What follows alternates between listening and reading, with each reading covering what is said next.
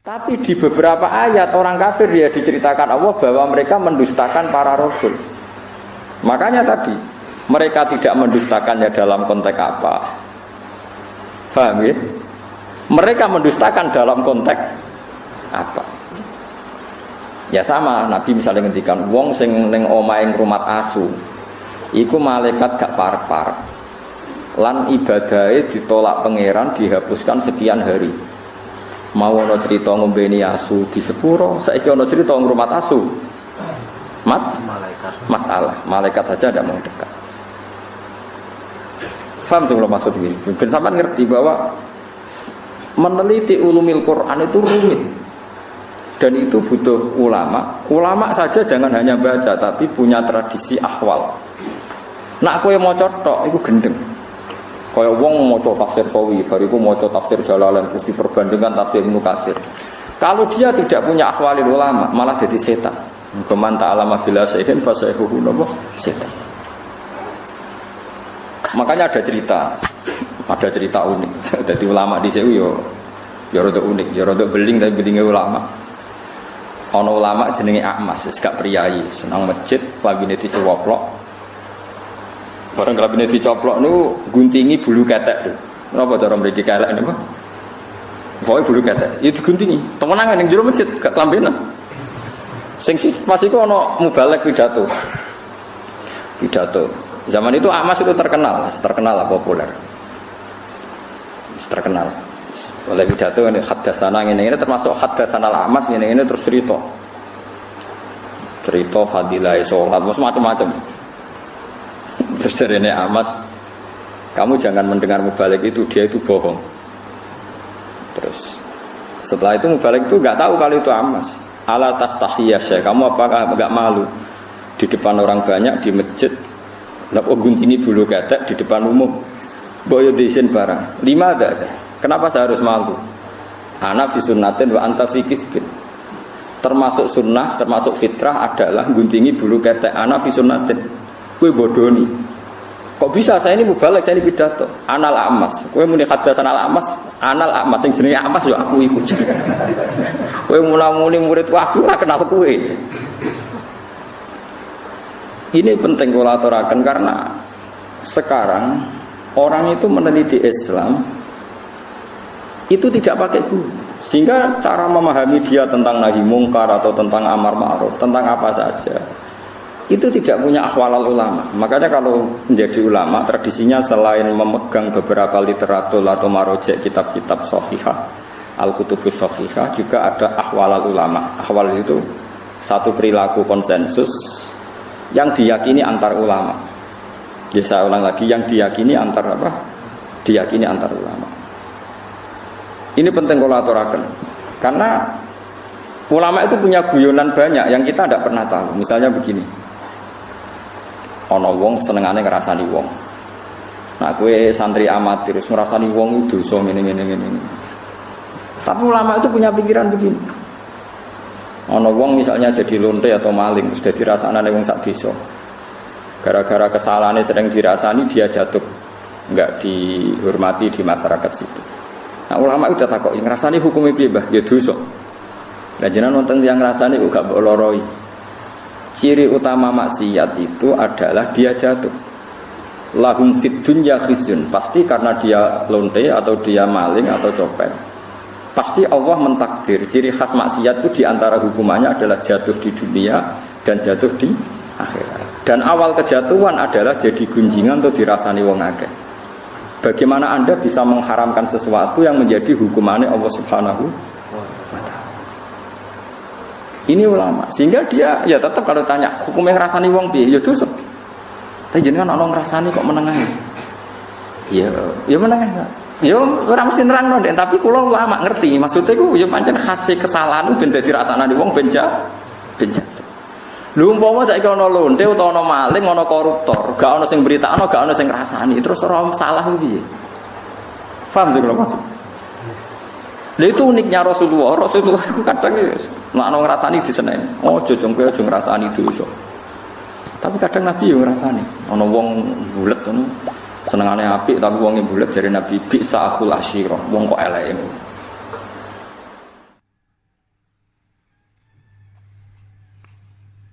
ulama maling ngarang kitab. Ngerasane iku haram kecuali 6 hal. 1 ini, 2 ini. Nah, kowe ngapalo kan rahasia.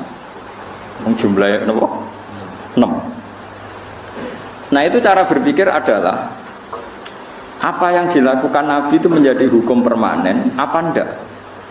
Apa hanya waqiatul hal? Memang hukum itu begitu, tapi nggak bisa diteruskan kayak kasus tadi apa? Kayak konteks tadi apa itu? Lonte, bagin atau bagiyah makan ini kok ngombenin apa asu? Kowe ra iso terus mentang-mentang.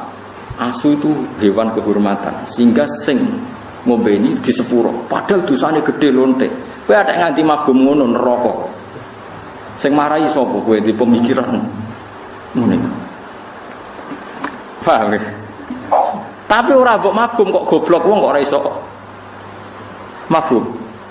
Yus pokoknya menengah, pokoknya ngono iku tau kejadian. Mulane ulama rata-rata wis kaya wong goblok. Pokoknya tau ono kejadian. Wong mateni wong 99 di sepuro. Bareng ono kiai muni ra di sepuro dipateni ne. Satu. Jadi kena ulama tenan mau cerita, ono kejadian wong mateni wong 100 di sepuro pengiran. Tapi rasa mbok mafhum. Lah jenengan mateni piro? 5. Wah enteng sing 100 di sepuro iki lagi kurang 95 ora iki. Mulane ngger ulama kok debat mbek intelektual rasa mbok mergo intelektual iku goblok tapi gue pinter. Perkarane iku kabeh dianalisa. Tapi materine pas-pasan. Nah ulama walian materine akeh saking udine pangeran ra iso omong. Dadi terus wong goblok. Nak debat terus koyo wong goblok. Tapi iku ulama. Ya karena kita punya perhitungan. Apa itu nyata? Misalnya rodok ya unik. Kayak Mustafa nak nyusu rondo itu jadi anak rondo gak setua ini. Enggak kan syaratnya bayi rondo enggak sampai umur pinten 2 tahun. Tapi pernah ada satu kejadian jenenge Salim itu dia mamaan. Salim Maula Hudzaifah itu dia mamaan. Ben dadi dulur rondo mbok nyusu wae pira wis tuwa kok. Dek Salim wis tuwa. Iku kabeh ulama tiap fikih ana bab rondo. Wa amma qissatu Salim. Nek ana cerita Salim solusine dirondokan. Kowe coba nyusu mentel iso wae diperes to Mas. Yo pikiran ngeres to. Dadi nyusu ora kudu mentel iso wae diperes. Pikiran kok pornografi. Kabeh ulama fikih mesti kangelan menjawab wa amma qissatu Salim fa muhtasun bi. Itu khusus Salim. Jadi kadang apa yang dilakukan fatwanya Rasulullah itu kadang kejadian khusus, enggak bisa digeneralisir. Karena kalau kamu generalisir ya bingung tenan. Misalnya di surat yang sama, di surat Tobat ada faqtulul musyrikina haitsu wajadtumuhum satrusih. Bunuh orang musyrik ketika ketemu di mana saja. Di ayat yang sama, di surat yang sama, tapi ana ayat wa in ahadum minal musyrikina stajaruka yuk fajiru hatta yasma'a kalama. Kalau mereka ingin ngaji ya ulang ngaji sih. Karwane nek diulang ngaji ra iso-iso, ya piye meneh. Tapi nak masalah ra iso ora kudu wong kafir, wong Islam diulang ngaji ra iso-iso kan ya akeh. Ya napa mboten? Apa wong Islam nak diulang ngaji terus iso kan ya ora mesti. Iku paling angel ning bab ulumul Quran. Ini paling sulit. Karena ya memang sulit. Dan enggak perlu dipecahkan. Saya ulang lagi itu enggak perlu dipecahkan. Ya sudah, kita tidak tahu kita yaumil kiamah, enggak apa-apa. Daripada kayak keputusan biru, satu orang sang keputusan. Ini penting kalau aturakan. Terus di Quran itu seperti itu banyak. Makanya yang dikirim Abbas, ono ayat fahum la yatasaalun, mereka enggak ditanya. Ada ayat waqifuhum innahum mas'ulun, hentikan mereka karena mau ditanya. Ada ayat mereka bisa menjawab. Ada ayat al-yauma nakhtimu ala afwahim, bahwa mereka sudah tidak bisa menjawab karena lisannya ditutup. Ini penting kalau terangkan jenengan orang gegabah maknani Quran. Jadi maknani Quran itu butuh macam-macam. Termasuk sing dibutuhno paling angel itu ahwal ulama. Mun jenengan dan kula. Ahwal itu ya ahwal niku perilaku ulama. Perilaku ini bukan sekedar fatwa hukum tapi ini perilaku. Misalnya begini, ini tak dudono uniknya ulama memahami dawuh Kanjeng Nabi. Nabi nate ngendikan aksir min ma'rifatin nas, cung kowe kanca sing akeh.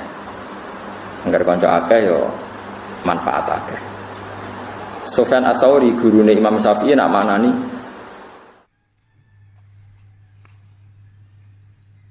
maknane aksir min ma'rifatin nas maknane aklil. Kowe iku nak kancanan sithik wae aja akeh-akeh. Kok saged wong hadise akeh kok ngongkon sithik. Ya maksudnya nek kancanan wong macam-macam kok terus kecewa. Nek kecewa dadi entuke kok sithik. Terus ditakoki mbek murid, dalile napa nak maknane ngoten? Ya dalile gampang. Kowe kancanan akeh tujuan apa? Nggih kersane kathah silaturahim. Kowe kecewa mbek wong sing kenal tambah sing ora kenal, ya mbek sing kenal. Kowe ngrasani wong to nyakiti wong mbek sing kenal ta sing ora kenal, ya mbek sing kenal. Berarti kenal wong akeh potensine dosane akeh. Wong ganggu wong akeh ngrasani wong akeh. Kula mau ora kenal Mustafa kan ya ora tau miso, ya ora tau kecewa berhubung kenal. Napa? Kecewa. Wahal tungkirun nas ilaman ta'rif. Kowe ora bakal kecewa mbek wong kecuali wong sing misalnya kowe darani tanggamu sombong. Kenapa mbak Rani sombong? Mergo kenal. Bareng kenal ketemu ra nyopo, sombong ketemu wong gledak-gedek ra takok. Misale kene ning Jakarta wong gledak-gedek ra kenal kowe mbak Rani sombong to ora? Ana cah ayu kowe kenal, mbok jak kenalan ra gelem, kowe darani sombong, tanggaku tak jak kenal ra gelem. Artis sing ra kenal kowe ya ra kenal kowe, jute ya ora mbak Rani sombong, mergo mboten napa?